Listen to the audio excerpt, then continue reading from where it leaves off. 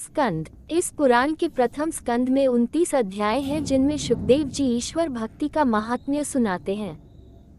भगवान के विविध अवतारों का वर्णन, देवर्षि नारद के पूर्व जन्मों का चित्रण, राजा परीक्षित के जन्म, कर्म और मोक्ष की कथा, अश्वत्थामा का निंदनीय कृत्य और उसकी पराजय, भीष्म पितामह का प्राण त्याग, श्री कृष्ण का द्वारका गमन, विदुर के उपदेश, धृतराष्ट्र, गांधारी तथा कुंती की तनगमन एवं पांडवों का स्वर्गारोहण के लिए हिमालय में जाना आदि घटनाओं का क्रमवार कथानक के रूप में वर्णन किया गया है।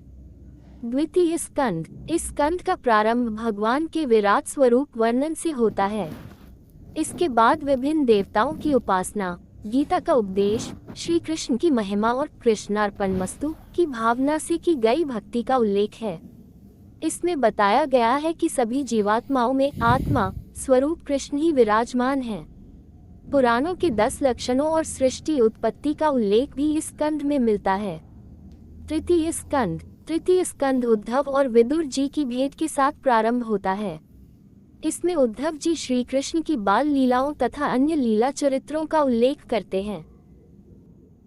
इसके अलावा विदुर और मैत्रेय ऋषि की भेंट, सृष्टि क्रम का उल्लेख, ब्रह्मा की उत्पत्ति, काल विभाजन का वर्णन, सृष्टि विस्तार का वर्णन, वराह अवतार की कथा, दिति के आग्रह पर ऋषि कश्यप द्वारा असमय दिति से सहवास एवं 2 अमंगलकारी राक्षस पुत्रों के जन्म का शाप देना, जय विजय का सनत कुमार द्वारा शापित होकर विष्णुलोक से गिरना और दिति के गर्भ से हिरण्याक्ष एवं हिरण्यकशिपु के रूप में जन्म लेना, प्रहलाद की भक्ति, वराह अवतार द्वारा हिरण्याक्ष और नरसिंह अवतार द्वारा हिरण्यकशिपु का वध, कर्दम देवहूति का विवाह, सांख्य शास्त्र का उपदेश तथा कपिल मुनि के रूप में भगवान का अवतार आदि का वर्णन इस स्कंद में किया गया है।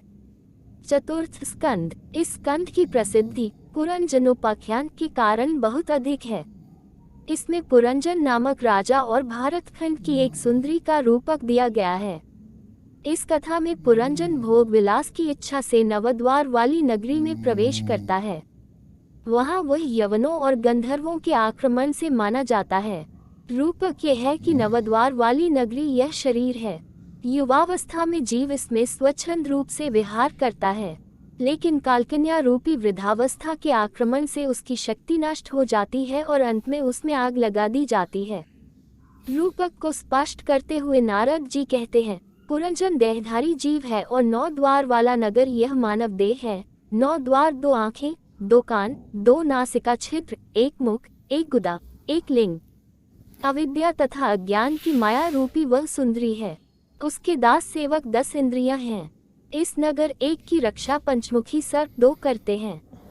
11 सेनापति, 3 पाप और पुण्य के 2 पहिए, 3 गुणों 4 वाली रथ की ध्वजा, त्वचा आदि 7 धातुओं का आवरण तथा इंद्रियों द्वारा भोग शिकार का प्रतीक है। काल की प्रबल गति एवं वेग ही शत्रु गंधर्व चंडवेग है।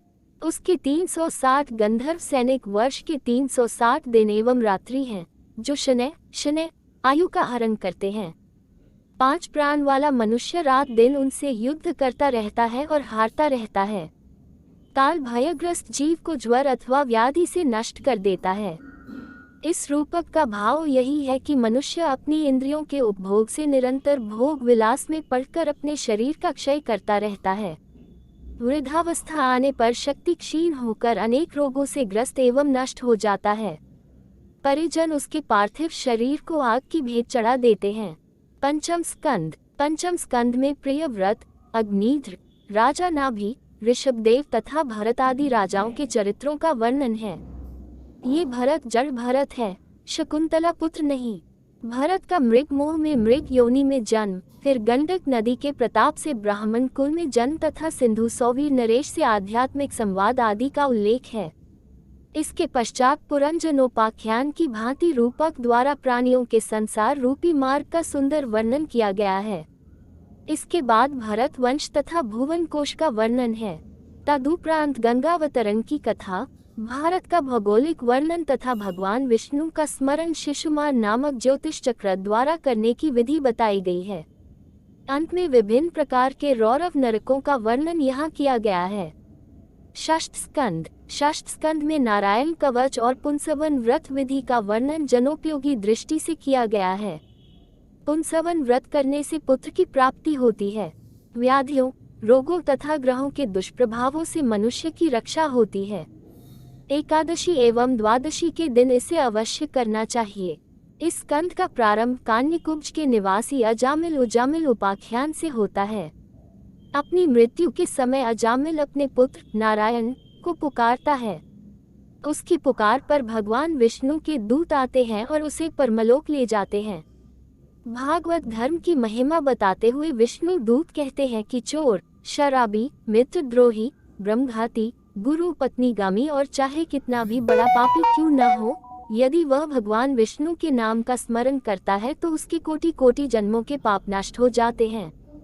किंतु इस कथन में अतिशयोक्ति दिखाई देती है। परस्त्रीगामी और गुरु की पत्नी के साथ समागम करने वाला कभी सुखी नहीं हो सकता। ये तो जघन्य पाप है। ऐसा व्यक्ति रौरव नरक में ही गिरता है। इसी स्कंद में दक्ष प्रजापति के वंश का भी वर्णन प्राप्त होता है। नारायण कवच के प्रयोग से इंद्र को शत्रु पर भारी विजय प्राप्त होती है। इस कवच का प्रभाव मृत्यु के पश्चात भी रहता है। इसमें वत्रासुर राक्षस द्वारा देवताओं की पराजस, दधीचि ऋषि की अस्थियों से वज्र निर्माण तथा वत्रासुर के वध की कथा भी दी गई है।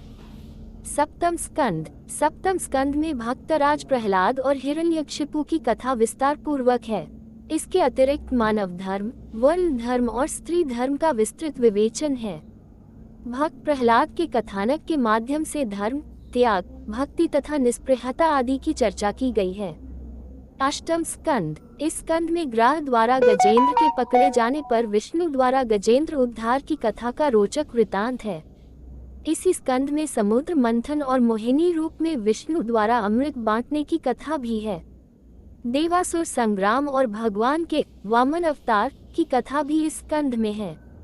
अंत में मत्स्यावतार की कथा ये स्कंद समाप्त हो जाता है।